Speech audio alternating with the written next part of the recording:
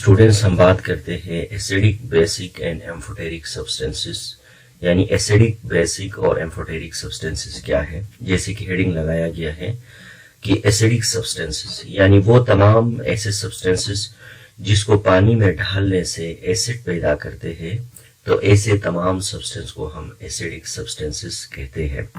Like कहा गया है कि those substances which dissolve in water and to produce acids are called acidic substances। जैसे कि देखिए हमारे पास कार्बन डाइऑक्साइड है, ये हमारे पास एक एसिडिक सब्सटेंस है। जब कार्बन डाइऑक्साइड को हम पानी में डालते हैं यानी वाटर में डिजॉल्व करते हैं, तो ये वाटर में डिजॉल्व होने के बाद कार्बोनिक एसिड पैदा करता है।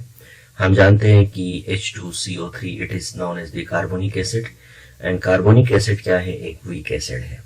तो इसलिए हम ये कह सकते हैं कि कार्बन डाइऑक्साइड बेसिकली क्या है, एक एसिडिक सब्सटेंस है, यानी इसके अंदर एसिड बनने की यानी एसिड बनाने की सलाहियत रखता है इसको पानी में डालने से। इसी तरह से हमारे पास एक और ऑक्साइड है जिसका नाम SO2 है यानी सल्फर डाइऑक्साइड। सल्फर डाइऑक्साइड भी एक एसिडिक सब्सटेंस है। इसको जब पानी में डिजॉल्व किया जाता है तो ये सल्फ्यूरिक एसिड पैदा करता है। तो लिहाजा हम ये कह सकते हैं कि carbon dioxide and sulphur dioxide is known as the acidic substances because they are produce in acid when dissolve in water.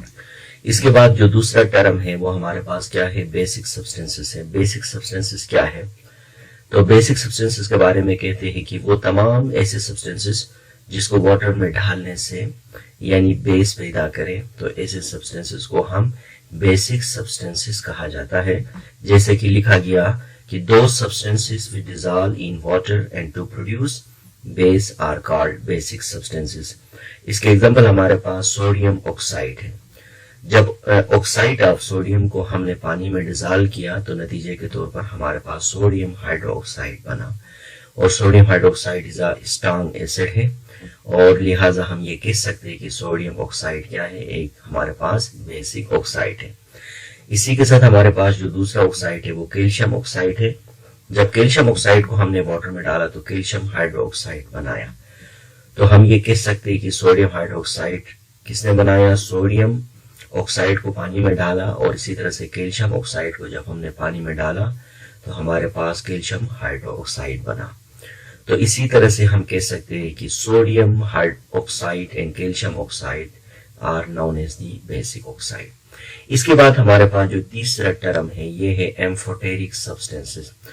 Amphoteric substances क्या है, वो तमाम ऐसे सब्सटेंसेस जो ना एसिड होते हैं ना बेसिस होते हैं खुद, लेकिन वो शो करते हैं एसिड और बेसिक नेचर को जब इनको हम डिसॉल्व करते हैं वाटर में।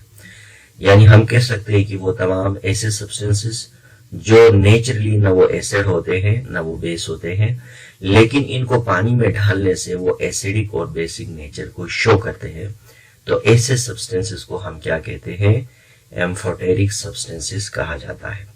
जैसे कि लिखा गया है कि those substances which are not acids or not bases themselves but shows acidic or basic nature when dissolved in water are called amphoteric substances। Example में लिखा गया है कि देखिए एल्युमिनियम ऑक्साइड बेसिकली एक एम्फोटेरिक सब्सटेंस है, बिकॉज आप इसको ये नहीं कह सकते कि एसिड है ये बेस है, लेकिन जब हम इसको एसिड के साथ रिएक्ट कराएंगे, जब हम इसको एसिड के साथ रिएक्ट कराएंगे तो ये क्या बनेगा, बेस एक्ट करेगा।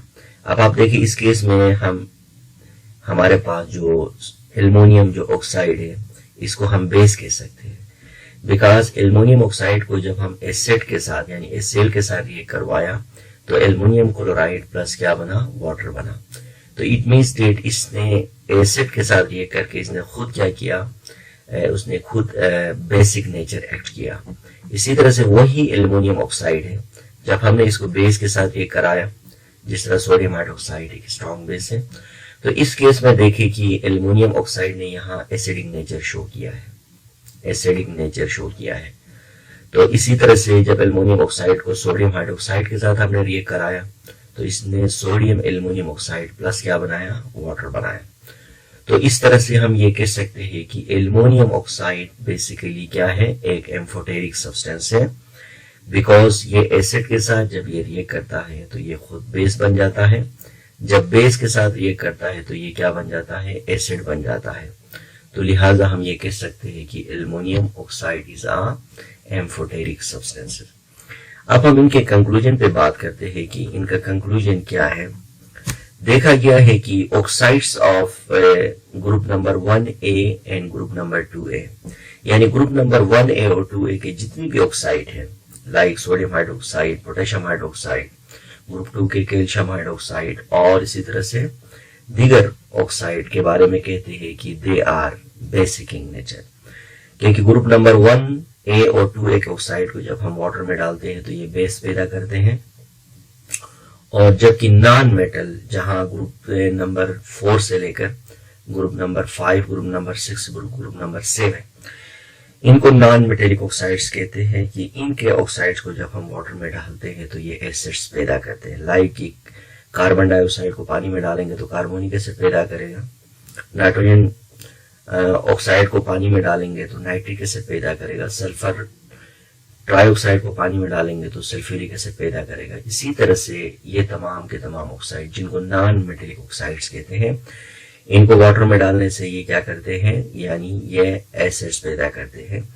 जबकि ग्रुप नंबर 3A जैसे कि मैंने अब यहाँ डिस्कस की कि एल्युमिनियम ऑक्साइड, ये भी बेसिकली क्या है, ये एक एम्फोटेरिक ऑक्साइड है, क्योंकि ग्रुप नंबर 3A के जो एल्युमिनियम जो ऑक्साइड है तो इनके जो ऑक्साइड्स होते हैं ये बेसिकली ना एसिडिक ना बेसिक नेचर शो करते हैं, बल्कि इनके बारे में कहते हैं कि जब इनको वाटर में डिजॉल्व किया जाता है तो ये यानी या तो एसिडिक या बेसिक नेचर को शो करते हैं।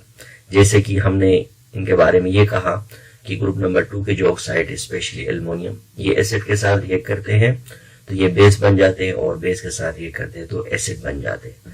तो इसी तरह से इनके कंक्लूजन में हमें ये बात को अच्छी तरह याद करना है, ग्रुप नंबर 1 और 2A के जो ऑक्साइड होते हैं ये वाटर में बेसिक ऑक्साइड देते हैं, जबकि नॉन मेटेलिक ऑक्साइड हमेशा एसिडिक देते हैं, और ग्रुप नंबर 3 के जो ऑक्साइड्स होते हैं वो हमेशा एसिडिक और नेचर दोनों बिहेवियर को शो करते हैं, लिहाजा इनको हम एम्फोटेरिक ऑक्साइड कह सकते हैं। इसके बाद हमारे पास एक और कंसेप्ट है जिसको हम Lowry Bronsted concept for acid and bases कहते हैं। Lowry and Bronsted they was a scientist, ये 2 साइंटिस्ट थे, इन्होंने एसिड बेस के बारे में एक स्पेशल कंसेप्ट दिया। लोवरी ब्रॉन्स्टेड के मुताबिक एसिड्स और बेसिस किसे कहते हैं, इनके मुताबिक एसिड क्या चीज है, वो सब्सटेंस जिसमें प्रोटॉन देने की एबिलिटी हो तो उस सब्सटेंस को एसिड कहा जाता है, और वो तमाम ऐसे सब्सटेंसेस जो प्रोटॉन लेने की सलाहियत रखते हो इनको बेस कहा जाता है। लाइक लिखा गया कि a substance which has ability to donate proton is called acid, यानी वो सब्सटेंस जिसमें प्रोटॉन देने की सलाहियत है उसको एसिड कहते हैं। a substance which has ability to accept proton is called base, वो सब्सटेंस जो प्रोटॉन लेने की सलाहियत है। इसी तरह से देखें ये HCl क्या है, लोवरी ब्रॉन्स्टेड हमारे पास एसिड है, और ये वाटर क्या है, लोवरी ब्रॉन्स्टेड क्या है, हमारे पास बेस है। बिकॉज HCl ने प्रोटॉन को दिया और वाटर ने प्रोटॉन को लिया। कैसे पता चला, हमने देखा कि जब वाटर ने प्रोटॉन को लिया तो इसने हाइड्रोनियम आयन बनाया, H3O+ को हाइड्रोनियम आयन कहते हैं, और इसी तरह से HCl ने जब प्रोटॉन को लॉस किया तो ये क्लोराइड आयन बना, यानी क्लोराइड बना। तो इसी तरह से Lowry Bronsted concept for acid and bases में हमें ये बात को याद रखना है कि वो सब्सटेंसेस जो प्रोटॉन देने की सलाहियत रखे उनको एसिड कहते हैं, और वो सब्सटेंस जो प्रोटॉन लेने की सलाहियत रखे उनको बेस कहेंगे। इसी तरह से HCl एसिड है और वाटर क्या है, बेस है, क्योंकि HCl ने प्रोटॉन दिया और वाटर ने प्रोटॉन लिया। इसी तरह से एक और टर्म है जिसको हम एम्फीप्रोटिक सब्सटेंस कहते हैं। What is the amphiprotic substances, वो सब्सटेंस जो प्रोटॉन देने की भी सलाहियत रखें और लेने की भी सलाहियत रखें, तो ऐसे सब्सटेंसेस को हम क्या कहते हैं, एम्फीप्रोटिक सब्सटेंसेस कहा जाता है। लाइक आप वाटर को एम्फीप्रोटिक सब्सटेंसेस कह सकते हैं बिकॉज वाटर के अंदर प्रोटॉन देने की भी सलाहियत है। देखिए आप वाटर है, आप इसको किसी बेस के साथ रिएक्ट कराएं, ये इजी तरीके से प्रोटॉन दे सकता है, यानी आप वाटर को अमोनिया के साथ रिएक्ट कराएं, ये आसानी से प्रोटॉन दे सकता है वाटर। इसी तरह से वाटर क्या करता है, ये प्रोटॉन लेने की भी सलाहियत रखता है। तो इसी तरह से वाटर के बारे में आप कह सकते हैं कि it is the amphiprotic substance.